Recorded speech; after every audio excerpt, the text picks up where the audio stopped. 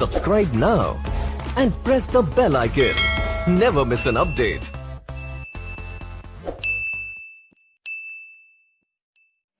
Hello friends, नमस्कार। एक बार पुनः अनिमेश क्लासेस बांका के यूट्यूब चैनल में आप लोगों का स्वागत है। आज हम आप लोगों के लिए अंतर्राष्ट्रीय तिथि रेखा के बारे में बताने वाला हूं और हम जानेंगे कि अंतर्राष्ट्रीय तिथि रेखा होती क्या है और इसका निर्धारण जो है कैसे हुआ है। और हम पिछले क्लास में जो पढ़े थे अक्षांश और देशांतर रेखाओं के बारे में, उनसे संबंधित जो एग्जाम में पूछे जाते हैं क्वेश्चन, उनके बारे में हम आज चर्चा करेंगे।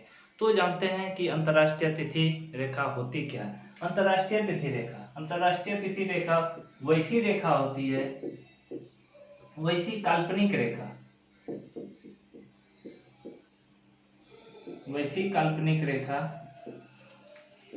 जो 180 डिग्री देशांतर को उत्तरी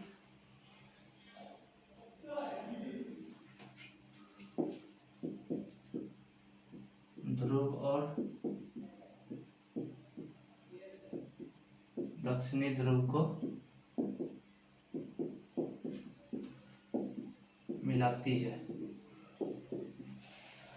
तो क्या है अंतर्राष्ट्रीय तिथि रेखा? अंतर्राष्ट्रीय तिथि रेखा वैसी रेखा होती है जो 180 डिग्री देशांतर को उत्तर से दक्षिण की ओर क्या करती है, मिलाती है। और यह एक क्या होती है, काल्पनिक रेखा होती है।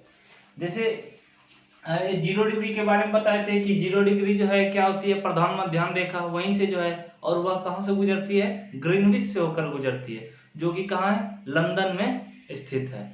तो हम बताए थे 0 डिग्री के बारे में कि जो है 0 डिग्री से जो हम क्या कर सकते हैं, 0 डिग्री देशांतर से जो हम जो है किसी भी जगह का जो है हम समय ज्ञात करते हैं, वहीं से जो है समय का निर्धारण होता है। और उस सम्मेलन में क्या हुआ था, उस सम्मेलन में बताया गया था कि हर जो है टाइम का जो अंतराल होगा, सभी जगह का जो अंतराल होगा वह आधे आधे घंटे का अंतराल होगा, ताकि जो है सभी जगह क्या होंगे कि समय में जो है उसमें समय जो है बराबर बराबर भागों में बटा हुआ, और उसका अंतर जो है आधे आधे घंटे का हो सके।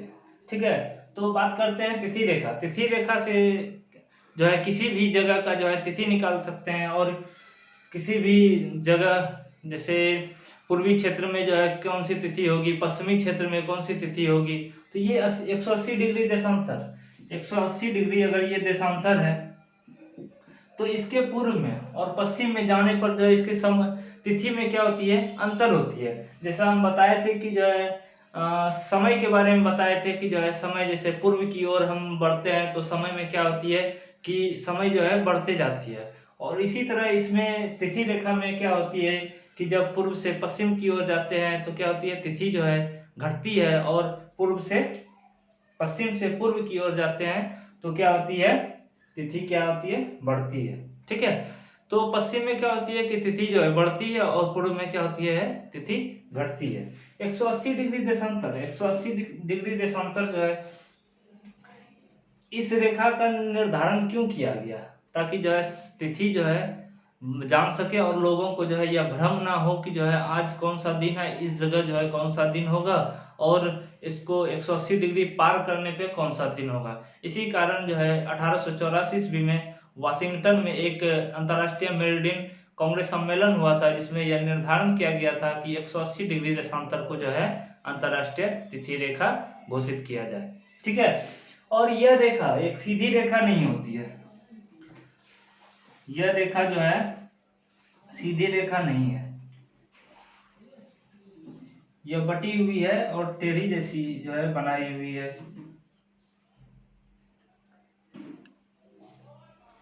इस तरह जो है लगभग बनी हुई है इसकी अंतर्राष्ट्रीय तिथि रेखा। ठीक है, तो ये क्या एक टेढ़ी जैसी है।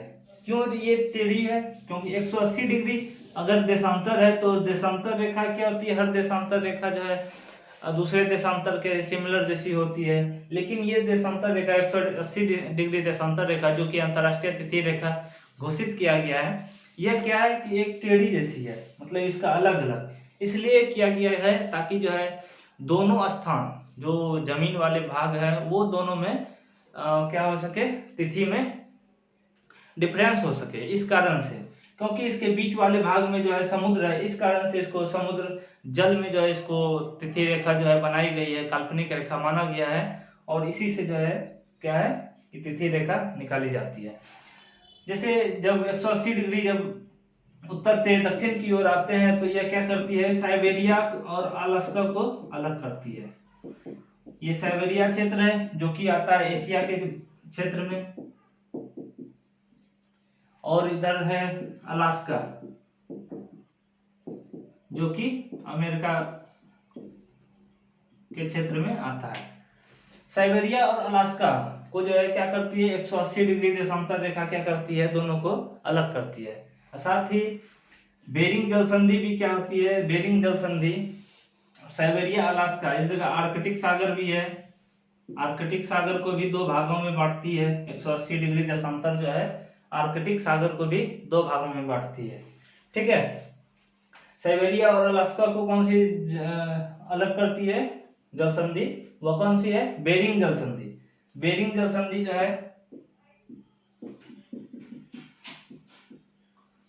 बेरिंग जल संधि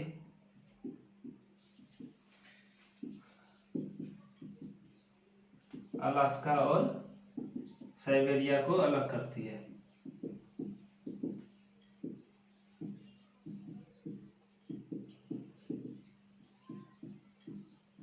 ठीक है, साइबेरिया और अलास्का को कौन सी जल संधि अलग करती है, बेरिंग जल संधि। जल संधि होती क्या है, जल संधि जब दो बड़े महासागर जब एक जगह मिल जाते हैं तो उसे ही क्या कहते हैं, जल संधि कहते हैं। तो जल संधि जैसा कि बेरिंग जल संधि है, ये किन दो जल से मिलकर बना हुआ है, यह किसे, आर्कटिक सागर और प्रशांत महासागर से मिलकर है। तो बेरिंग जल संधि जो है किसको किसको जोड़ती है, बेरिंग जल संधि प्रशांत महासागर और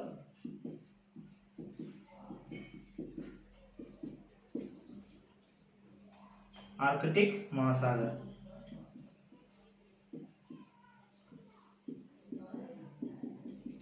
ठीक है, तो और बेरिंग जल संधि जो है क्या होती है, 180 डिग्री की जो है 180 डिग्री देशांतर अर्थात क्या बोल सकते हैं, अंतरराष्ट्रीय तिथि रेखा के भी समांतर। क्वेश्चन आता है कि जो है कौन सी जल संधि जो है अंतरराष्ट्रीय तिथि रेखा के समांतर खींची गई है, तो कौन सी है, अंतरराष्ट्रीय बेरिंग जल संधि जो है खींची गई है वो किसके, अंतरराष्ट्रीय तिथि रेखा के। ठीक है, और यह जो है लगभग 8 क्षेत्रों में क्या है, मुड़ी हुई है। 8 जगहों पर जो है अंतरराष्ट्रीय तिथि रेखा क्या है, मोड़ी गई है। इसका कारण यह है कि ताकि जो है दो बड़े भूभाग को जो है वो क्या कर सके, सेपरेट रख सके। इस कारण से इस तरह की जो है रेखा बनी है, काल्पनिक रेखा। ठीक है, तो और अल्पेशियन द्वीप है जो कि इसे भी अलग करती है, अल्पेशियन, फिर न्यूजीलैंड, फिजी द्वीप, चुक्की सागर भी है, चुक्ची सागर भी है, और नीचे प्रशांत महासागर है। ठीक है, अब इसको समझ लेते हैं थोड़ा।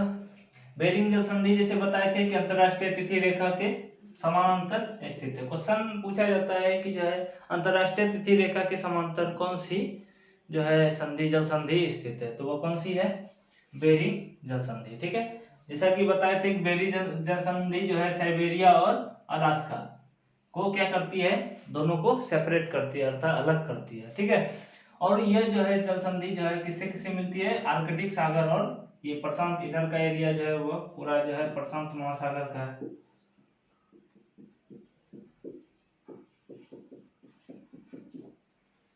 प्रशांत महासागर। ठीक है, और 180 डिग्री देशांतर जो है वो क्या बताए थे, ये काल्पनिक रेखा है जो कि यह एक सीधी रेखा नहीं है। जैसा कि हम देख रहे हैं ये इसी तरह की जो है क्या है, अंतरराष्ट्रीय तिथि रेखा बनाई गई है, काल्पनिक खींची गई है। ठीक है, साइबेरिया और अलास्का जो है दोनों को सेपरेट करती है, वो कौन करती है, बेरिंग जल संधि। और अल्पेशियन द्वीप है जो कि किधर है, पूर्व में स्थित है। हवाई द्वीप भी पूर्व में स्थित है। समोआ भी द्वीप है जो कि पूर्व में स्थित है। फिजी द्वीप को जो है और न्यूजीलैंड द्वीप को सेपरेट करने के लिए इसे क्या कर दिया गया है, पश्चिम दिशा में जो है इसको रखा गया है, एक इसको सेपरेट कर दिया गया है।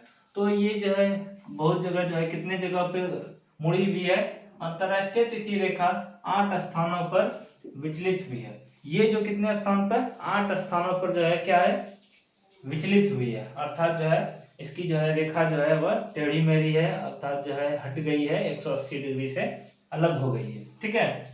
साइबेरिया और अलास्का को अलग करने के लिए 75 डिग्री उत्तरी अक्षांश पर पूर्व की ओर मोड़ी गई है। ये अलास्का को जो है अलग करने के लिए कितना डिग्री है, 75 डिग्री जो है, ये 75 डिग्री अक्षांश, ये रेखा जो है 75 डिग्री अक्षांश पे आती है। ठीक है। यह रेखा आर्कटिक सागर, चुक्ची सागर, वेरिंग जल संधि और प्रशांत महासागर से होकर गुजरती है। ये जो रेखा है इन सभी जो है आर्कटिक सागर, चुक्सी सागर, बेरिंग जल संधि व प्रशांत महासागर से होकर क्या होती है, यह गुजरती है। ठीक है। ये पश्चिम है, पश्चिम की दिशा, पश्चिम में क्या होती है कि जब अगर कोई जो है जलयान या फिर जो है कुछ भी, या फिर इस जगह के साइबेरिया के लोग जो है, अगर इधर रविवार हो रहा है तो इधर सोमवार होगा, अगर उधर सोमवार हो रहा है तो इधर क्या होगा, मंगलवार। अर्थात बोल सकते हैं कि जो है पूर्व में एक दिन जो है घटाया जाता है और पश्चिम में क्या होती है, एक दिन जोड़ी जाती है। समझ गए कि अंतरराष्ट्रीय तिथि रेखा होती क्या है। और यह जो है कब खींची गई थी, बनाई 1884 ईस्वी में, कहाँ, वाशिंगटन के इंटरनेशनल मेरिडियन कांग्रेस सम्मेलन में जो है 180 डिग्री देशांतर को क्या बनाया गया था, अंतरराष्ट्रीय तिथि रेखा।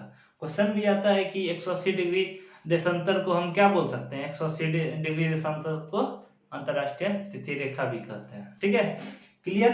अब हम जानेंगे अक्षांश रेखा और देशांतर रेखा से कुछ महत्वपूर्ण क्वेश्चन जो कि एग्जाम में जो है पूछे जाते हैं, और उसको थोड़ा समझ भी लेंगे, जो कि हम पिछले लेक्चर में भी बता दिए हैं। तो आइए देखते हैं अक्षांश रेखा और देशांतर रेखा से संबंधित कुछ महत्वपूर्ण क्वेश्चन। अब हम बात करते हैं अक्षांश रेखा से संबंधित जो क्वेश्चन एग्जाम में पूछे जाते हैं, जो इम्पोर्टेंट है उसके बारे में। पृथ्वी की सतह के समांतर क्षैतिज दिशा में खींची गई काल्पनिक रेखा को क्या कहते हैं, अक्षांश रेखा। क्षैतिज दिशा मतलब क्या हुआ, ये रेखा मतलब जो पश्चिम से पूर्व की ओर जो खींची गई रेखा होती है उसे हम क्या बोलते हैं, क्षैतिज रेखा बोलती है। उसे क्या बोलते हैं, पृथ्वी पर जो क्षैतिज दिशा में खींची गई रेखा जो होती है, अर्थात पश्चिम से पूर्व की ओर जो खींची गई रेखा होती है, उसे हम क्या बोलते हैं, अक्षांश रेखा बोलते हैं। ठीक है। और अक्षांश रेखा जिसे हम क्या बोलते हैं, लैटिट्यूड लाइन। ठीक है। 0 डिग्री अक्षांश रेखा को क्या कहते हैं, विषुवत रेखा या फिर भूमध्य रेखा बोलते हैं। 0 डिग्री अक्षांश रेखा, 0 डिग्री अक्षांश रेखा मतलब क्या हुआ कि उत्तरी ध्रुव और दक्षिणी ध्रुव के बीच जो है दोनों भागों को जो काटती है, उत्तरी गोलार्ध और दक्षिणी गोलार्ध जो बढ़ जाती है, पृथ्वी को दो भागों में जो काटती है, वह क्या है, 0 डिग्री अक्षांश रेखा, जिसे हम, वो काल्पनिक रेखा क्या कहलाती है, 0 डिग्री अक्षांश की काल्पनिक रेखा क्या कहलाती है, विषुवत रेखा, और या फिर उसे बोलते हैं भूमध्य रेखा भी बोलते हैं। ठीक है।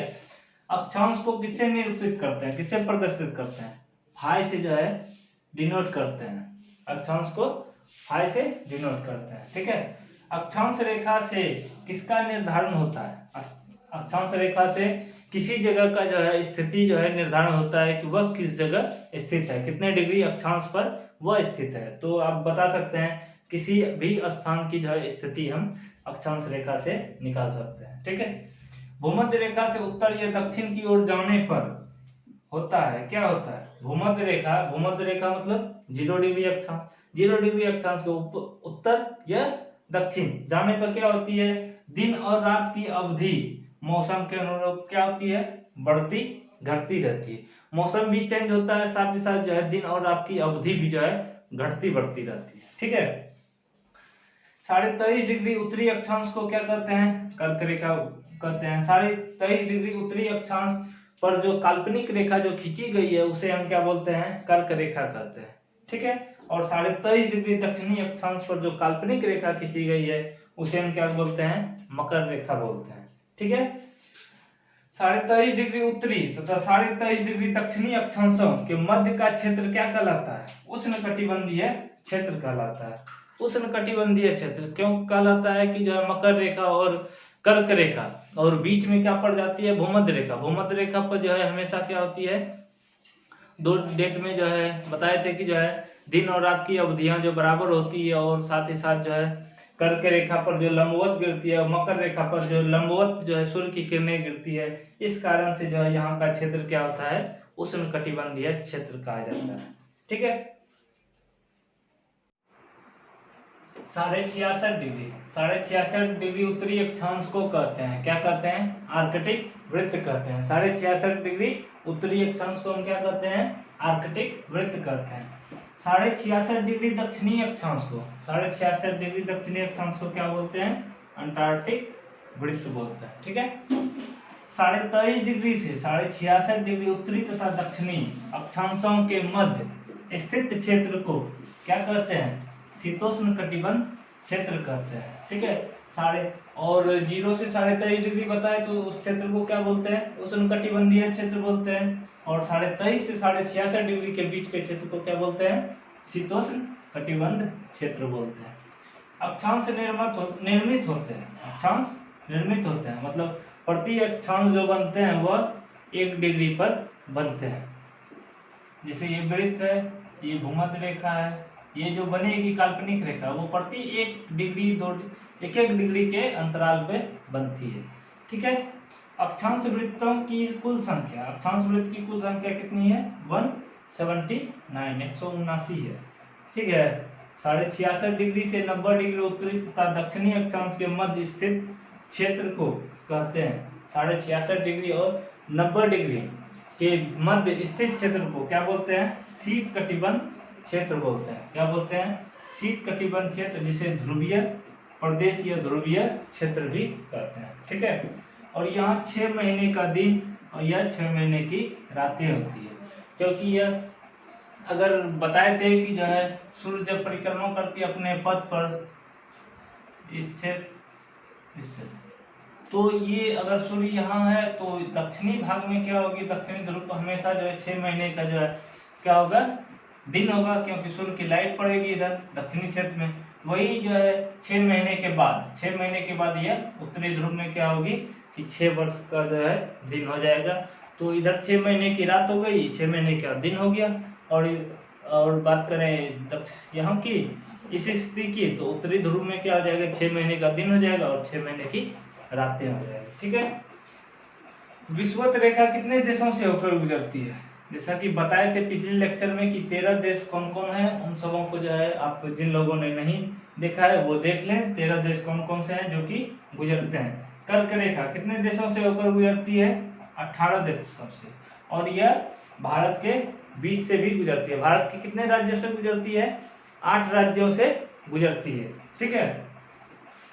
क्वेश्चन भी आता है कि भारत के मध्य स्थित कौन सी रेखा जो है भारत को 2 भागों में काटती है, तो वह है कर्क रेखा। कर्क रेखा जो है भारत के 8 राज्यों से होके गुजरती है। ठीक है। इसके बारे में हम आगे चर्चा करेंगे। ठीक है। मकर रेखा, मकर रेखा कितने देशों से होकर गुजरती है, तो मकर रेखा 12 देशों से होकर गुजरती है। ठीक है। अब बात करते हैं देशांतर रेखा से संबंधित कुछ महत्वपूर्ण जो है क्वेश्चन के बारे में, उसके बारे में बताते हैं। वैसी काल्पनिक रेखा है जो सदैव अक्षांश के लंबवत निर्मित हो, वह क्या कहलाती है, देशांतर रेखा। अर्थात देशांतर रेखाएं जो होती है वह अक्षांश पे जो है परपेंडिकुलर जो है वह गिरती है। ठीक है। पृथ्वी पर कुल देशांतर की संख्या कितनी है, 360 है। 360 जो है बटी हुई है, 360 डिग्री जो है यह कौन पे बटी हुई है, और संख्या कितनी है, 360 है। ठीक है। 0 डिग्री देशांतर को क्या कहा जाता है, मध्याह्न रेखा या मानक देशांतर या प्रधान याम्योत्तर कहा जाता है। ठीक है। 0 डिग्री देशांतर को क्या कहते हैं हम, प्रधान मध्याह्न रेखा, मानक देशांतर और प्रधान याम्योत्तर कहते हैं। 0 डिग्री देशांतर रेखा गुजरती है ग्रीनविच लंदन से होकर गुजरती है। 0 डिग्री देशांतर को मध्याह्न रेखा जो है वही ग्रीनविच से होकर गुजरी थी। इस कारण से जो है कब 22 अक्टूबर 1884 ईस्वी को एक अंतर्राष्ट्रीय गोष्ठी हुई थी, लंदन के वाशिंगटन में हुई थी, वाशिंगटन डीसी में एक गोष्ठी हुई थी कि ग्रीनविच से होकर जो 0 डिग्री देशांतर रेखा है उसे ही क्या कहा जाएगा, प्रधान मध्याह्न रेखा कहा जाएगा। वहीं से जो है सभी जगहों की जो है समय ज्ञात की जाएगी। ठीक है। दो अक्षांशों के बीच की दूरी कितनी होती है? 111 किलोमीटर। ये सब जितना भी है बहुत ही याद रखने लायक क्वेश्चन है और एग्जाम में पूछे जाते हैं ये सब क्वेश्चन। दो अक्षांश के बीच की दूरी कितना है? 111 किलोमीटर। और दो देशांतर के बीच की दूरी कितनी है? 111.3 किलोमीटर। ठीक है। देशांतर का उपयोग किसका निर्धारण करने में करते हैं? किसी भी जगह का जो है समय हम निर्धारित कर सकते हैं कि वह ग्रीनविच से जो है कितना जो है समय आगे है। ठीक है। 0 डिग्री देशांतर को प्रधान मध्याह्न माना गया। कब माना गया? 22 अक्टूबर 1884, वाशिंगटन डीसी। वाशिंगटन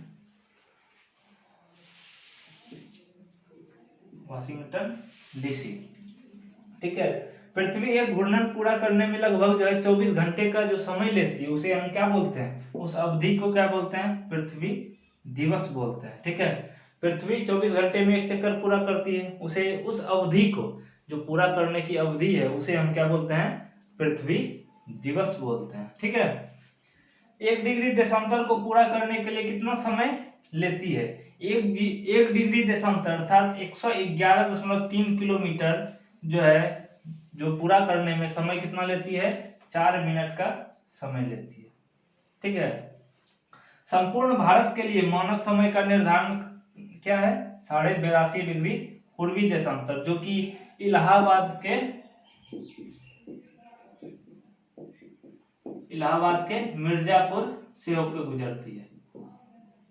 ठीक है। 82.5 डिग्री जो है मिर्जापुर से होकर गुजरती है। वहीं से जो है क्या है? वहीं से जो है संपूर्ण भारत की जो है समय ज्ञात की जाती है। 82.5 डिग्री अर्थात आधा घंटा का अंतर क्यों लिया जाता है? क्योंकि यह बताया गया था जब ये सम्मेलन जब हुआ था तिथि के लिए, प्रधान मध्याह्न रेखा के लिए, तब उसी में जो है आधे घंटे के गुणज का अंतराल जो है किया गया था कि ताकि जो है समय जो है अच्छी तरह से सेपरेट रहे। ठीक है।